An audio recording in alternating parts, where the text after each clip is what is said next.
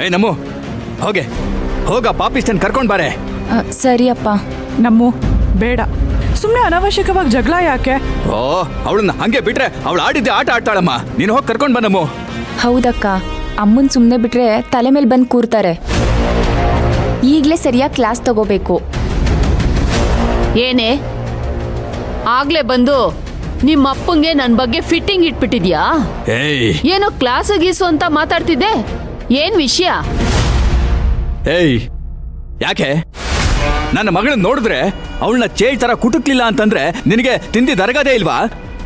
ನನಗ್ ಕೊಡ್ಬೇಕಾಗಿರೋ ದುಡ್ಡು ಕೊಡೋವರೆಗೂ ನಾನು ಹೀಗೆ ವಿಷನೂ ಕಾರ್ತೀನಿ, ಕಲ್ಲು ಹೊಡಿತೀನಿ. ಏನಮ್ಮ ಮಹಾರಾಣಿ, ನಾನೇನೋ ನಿನಗೆ ಚಿಕ್ಕಮ್ಮ, ಆದ್ರೆ ಈ ಅಪ್ಪ ನಿನ್ಗೆ ಅಪ್ಪನೇ ತಾನೆ?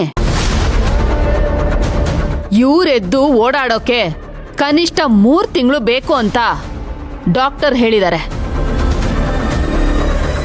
ನೋಡೆ, 3 ತಿಂಗಳಾದ್ಮೇಲೂ ಇವರು ಮೊದ್ಲಿನ ತರ ಮನೆಗೆ ಹೋಗಿ ವಾಟರ್ ಕ್ಯಾನ್ ಹಾಕೋದಕ್ಕೆ ಸಾಧ್ಯನೇ ಇಲ್ಲ. ಕೆಲ್ಸನೇ ಮಾಡಕ್ಕಾಗ್ಲಿಲ್ಲ ಅಂದ್ಮೇಲೆ ಈ ಸಂಸಾರ ಹೇಗ್ ನಡೆಸ್ತಾರೆ? ನನ್ನ ಮಕ್ಕಳಿಗೆ ಹೇಗೆ ದಾರಿ ಮಾಡ್ತಾರೆ? ನೀನೇನೋ ನಿನ್ ದಾರಿ ನೋಡ್ಕೊಂಡು ಹೊರಟೋದೆ, ಆದ್ರೆ ಈ ಮನೆಗೆ ಯಾರೇ ದಿಕ್ಕು? ದುಡಿತಾ ಇದ್ದಿದ್ದೆ ಈ ಒಬ್ಬ ಮನುಷ್ಯ. ನಿನ್ ಮೈದ್ನ ಅದಕ್ಕೂ ಕಲ್ಲು ಹಾಕಿ ಅವ್ರ ಕಾಲ್ ಮುರಿದು ಕೂರ್ಸಿದಾನೆ.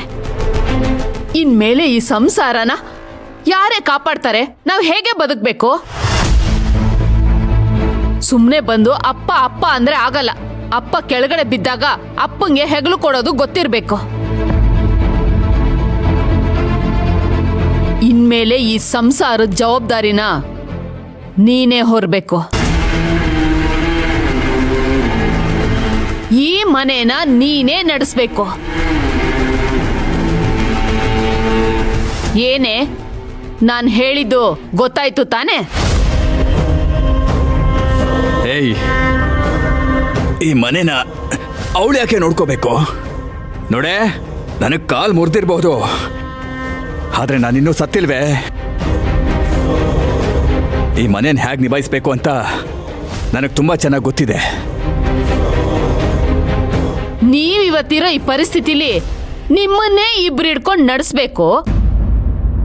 ಇನ್ನು ನೀವ್ ಈ ಮನೆ ನಡೆಸ್ತೀರಾ? ಅಮ್ಮ, ಅದೇನ್ ಮಾತು ಅಂತ ಮಾತಾಡ್ತೀಯಮ್ಮ? ದಯವಿಟ್ಟು ಇಲ್ಲಿಂದ ಹೋಗಮ್ಮ. ನಿನ್ಗೆ ಅಟ್ಲೀಸ್ಟ್ ಪುಣ್ಯನಾದ್ರೂ ಬರುತ್ತೆ. ಯಾಕೆ ಬಿಡ್ಬೇಕು? 3 ಹೊತ್ತು ತಿನ್ನೋಕೆ ಕೂಳ್ಬೇಡ್ವಾ ನಿನ್ಗೆ? ನಿನಗೂ ಸೇರ್ಸೆ ನಾನು ಮಾತಾಡ್ತಾ ಇರೋದು. ಸ್ವಲ್ಪ ಬಾಯಿ ಮುಚ್ಕೊಂಡು ನಿಂತ್ಕೋ. ಏಯ್, ನನ್ನ ಮಕ್ಳಿಗೆ 3 ಹೊತ್ತು ಊಟ ಹಾಕೋದು ನನಗೆ ಗೊತ್ತಿದೆ ಕಣೆ.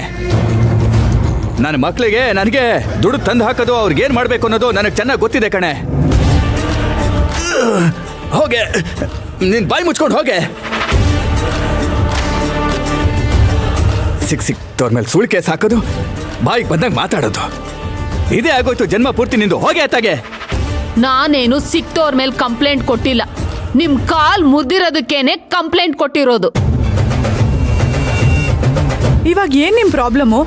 ಈ ಸಂಸಾರ ಇಷ್ಟು ವರ್ಷ ಹೇಗ್ ನಡೀತಿತ್ತೋ ಮುಂದೇನೋ ಹಾಗೆ ನಡಿಬೇಕು. ಅಷ್ಟೇ ತಾನೇ, ನಡೆಯುತ್ತೆ ಬಿಡಿ. ಅಪ್ಪಂಗೆ ಹುಷಾರಾಗೋವರೆಗೂ ಅಂಗಡಿನ ನಾನು ನೋಡ್ಕೋತೀನಿ. ಈ ಮನೆ ಸಂಸಾರನ ನಾನು ನಡೆಸ್ತೀನಿ.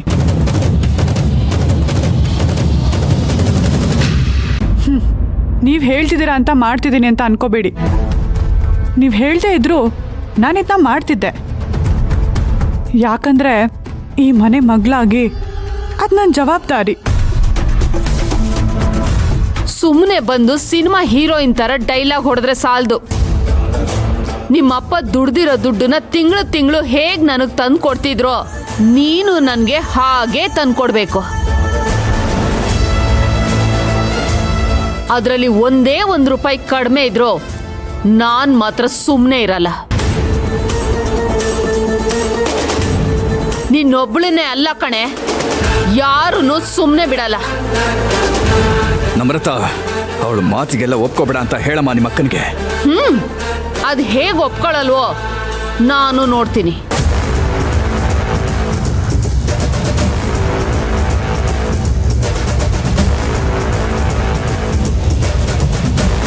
ಈ ಧನ ಪಿಶಾಚಿ ಯಾರನ್ನೂ ಬಾಳೋದಕ್ಕೆ ಬಿಡೋದಿಲ್ಲ.